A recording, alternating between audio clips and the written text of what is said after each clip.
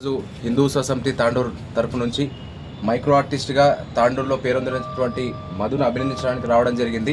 గత 11 సంవత్సరాలు ఆయన గణేష్ ప్రతిష్ఠించడం జరుగుతుంది.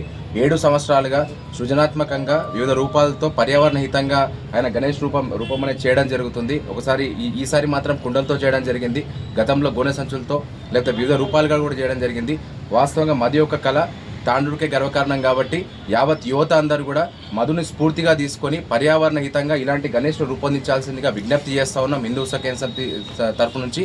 అలాగే మధుని ప్రోత్సహించాల్సిందిగా అందరూ కూడా విజ్ఞప్తి చేస్తూ ఉన్నాం.